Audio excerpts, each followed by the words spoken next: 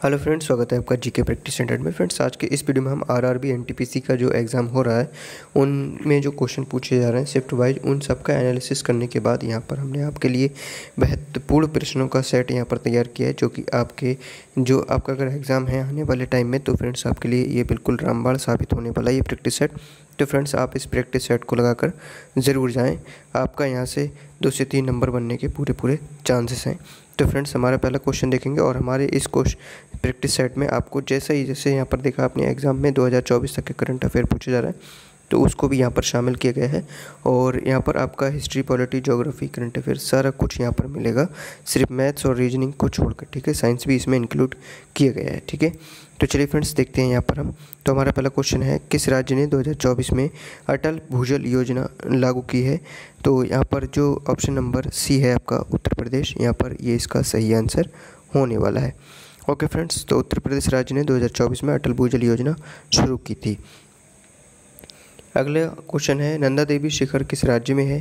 तो ये जो नंदा देवी शिखर है ये उत्तराखंड राज्य में है। और अगर इसकी आपसे हाइट पूछ ली जाए, ऊंचाई पूछ ली जाए, तो यहाँ पर ये है 7,816 मीटर और ये भारत की दूसरी सबसे ऊंची चोटी है। अगला है, श्वेत क्रांति का संबंध किससे है? तो जो श्वेत क्रांति है इसका संबंध है आपके दूध उत्पादन से। अगर आपसे पूछ लिया जाए कि श्वेत क्रांति का जनक किसे कहा जाता है, तो श्वेत क्रांति का जनक वर्गीस कुरियन को कहा जाता है। ये आपको डॉक्टर वर्गीस कुरियन, ये आपको याद रखना है। ठीक है, ये इन्हें वर्गीस कुरियन भी कहा जाता है। अगला क्वेश्चन है, गांधी इरविन समझौता कब हुआ था? तो गांधी इरविन समझौता हुआ था सन 1931 में, यानी ऑप्शन नंबर बी आपका सही है।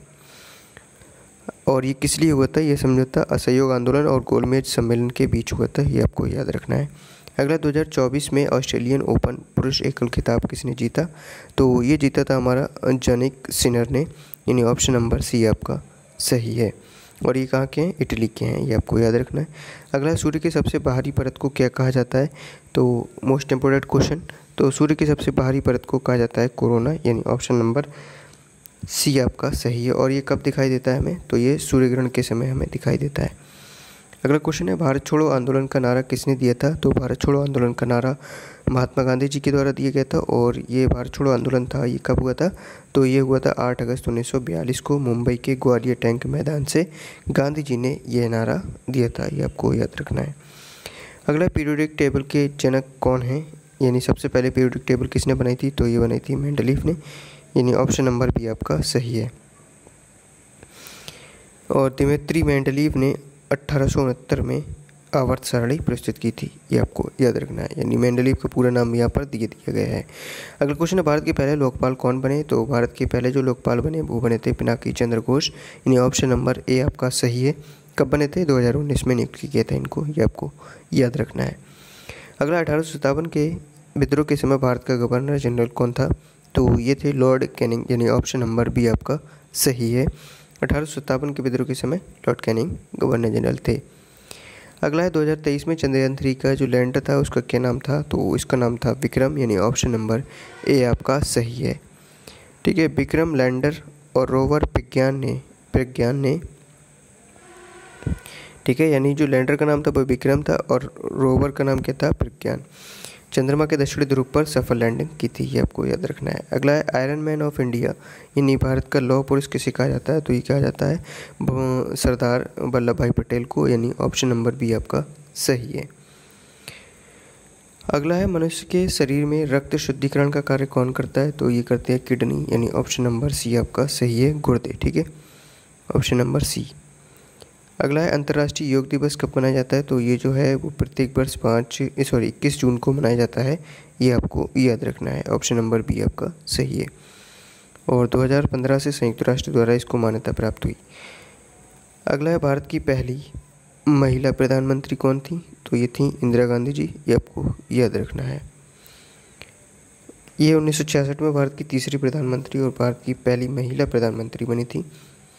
अगला है, प्लासी का युद्ध कब हुआ था? तो प्लासी का जो युद्ध हुआ था फ्रेंड्स वो हुआ था आपका 1757 ईस्वी में। सिराजुद्दौला को हराया था किसने? अंग्रेजों ने, ये आपको याद रखना है। फ्रेंड्स, अगर वीडियो अच्छा लग रहा हो तो चैनल को सब्सक्राइब कर दें और वीडियो को लाइक कर दें। चलिए अगले क्वेश्चन देखते हैं, कौन सा विटामिन रक्त के थक्के जमाने में सहायक है? तो विटामिन के यहाँ पर आपका जो है वो रक्त के थक्के जमाने में बिल्कुल आपकी सहायता करता है। अगला है सेंट्रल विजिलेंस कमीशन की स्थापना कब हुई थी? तो ये हुई थी आपकी 1964 में, यानी ऑप्शन नंबर बी आपका सही है। अगला, राष्ट्रगान को संविधान सभा ने कब अपनाया था? तो ये अपनाया था आपका 24 जनवरी 1950 को, ठीक है। और ये किसने लिखा था? तो रविंद्रनाथ टैगोर जी के द्वारा ये लिखा गया है। अगला क्वेश्चन है 2024 में UN क्लाइमेट समिट यानी COP28 कहाँ हुआ था? तो ये होता दुबई में, ठीक है। ये आपको याद रखना, ऑप्शन नंबर बी आपका सही है।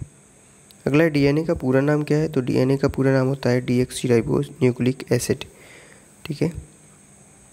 अगला क्वेश्चन है मोहनजोदड़ो का क्या अर्थ है? तो मोहनजोदड़ो का अर्थ है मृतकों का टीला, यानी ऑप्शन नंबर ए आपका सही है। तो फ्रेंड्स, आप बिल्कुल इसको एक प्रैक्टिस सेट की तरह लगाएं और आप अपना स्कोर हमें कमेंट बॉक्स में ज़रूर बता दें कि आपकी तैयारी कैसी चल रही है, ठीक है। तो विश्व व्यापार संगठन यानी WTO का मुख्यालय कहाँ पर है? तो ये है आपका जेनेवा, स्विट्जरलैंड में, ठीक है। 1995 में इसका गठन हुआ था। फाइबर ऑप्टिक तकनीक का उपयोग किस में किया जाता है? तो ये किया जाता है संचार में, यानी ऑप्शन नंबर ए आपका सही है। अगला क्वेश्चन और हमारा लास्ट क्वेश्चन आज का, 2024 में G20 शिखर सम्मेलन की मेज़बानी किस देश ने की थी? तो ये की थी ब्राज़ील ने, और 2023 में भारत ने की थी, ये आपको याद रखना है। तो मिलते हैं फ्रेंड्स नेक्स्ट पार्ट में, जब तक के लिए टेक केयर।